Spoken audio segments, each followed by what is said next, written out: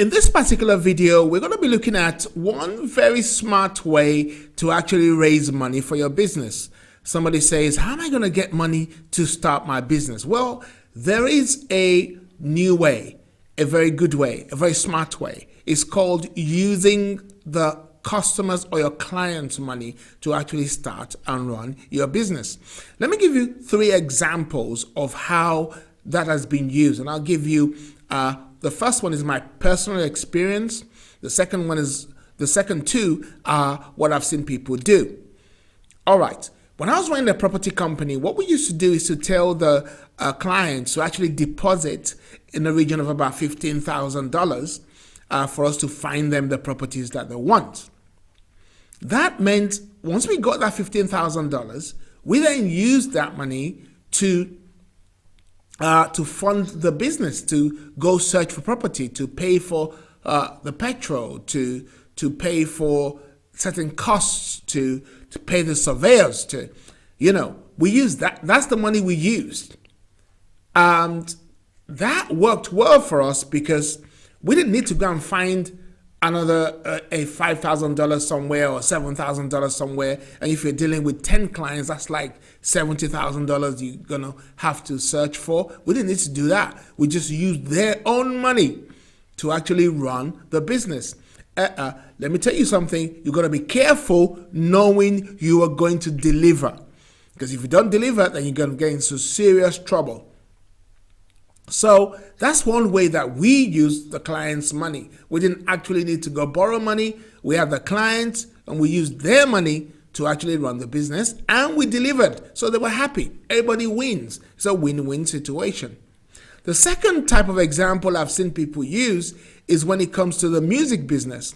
They tell the clients or their fans to pay for an album that is not even recorded yet. Can you believe that?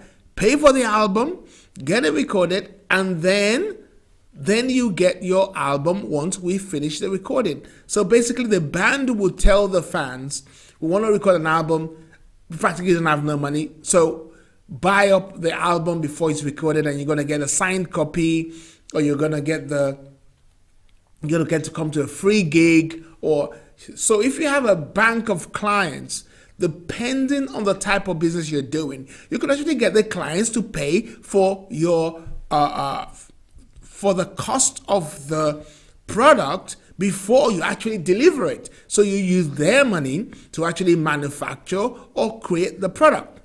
Another idea that I saw that worked recently was someone was selling clothing range to clients abroad.